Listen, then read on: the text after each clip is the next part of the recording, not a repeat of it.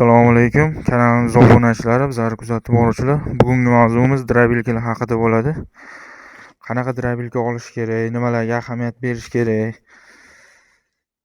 основной qilinadigan ishlar drabilkada qanaqa sifati, qanaqa o'shalar to'g'risida bo'ladi. Videoni oxirigacha kuzatib tursanglar, hammasi haqida ma'lumot berib boramiz. Xitoy drabilkamizning ichki qismlari ko'pchilik aytibdi, mana bu svarka urilgan ekan. Bu vtulka, основной vtulka vazifasini bajaradi. Valga svarka urilgan deb aytibdi. Ichlarini ochib, maxaviylarni ko'rsatib o'tamiz sizlarga. Keyin mana bu segmentlar haqida gaplashamiz. Qanaqa segment yaxshi bo'ladi, qaysi biri sifatli, ko'pga ketib qoladi, chidamliligi haqida gaplashamiz. Buni yechib bir sizlarga ko'rsatib beramiz. Qani boshladik. Yechish jarayoni boshlandi. Ungacha sizlarga segmentlar turi haqida aytib beraman.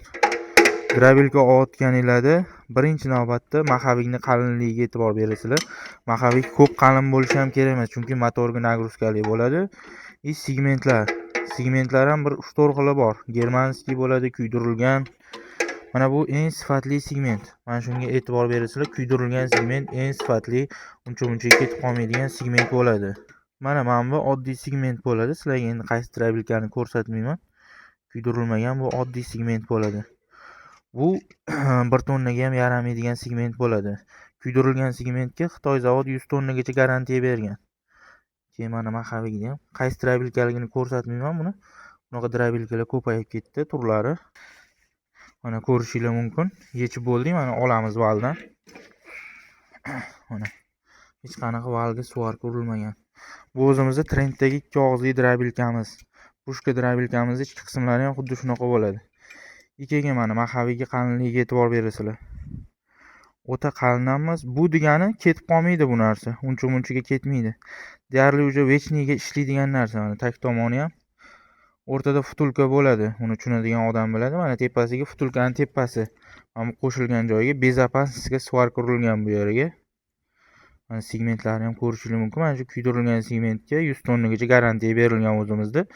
Bu narsa hozir hozmaylarda bor. Hamma hozmayda deyarli sotilib yotibdi bu narsa. Molotoklar mana. Hammasi almashadi безопасностьga. Svarka urilgan joyi bor. Glavniy qismi bu yoqlarda mana gayka bo'ldi. Bir dona svarka urilgan joyi yo'q. Mana ko'rishingiz mumkin. Maxaviyimizning qalinligini.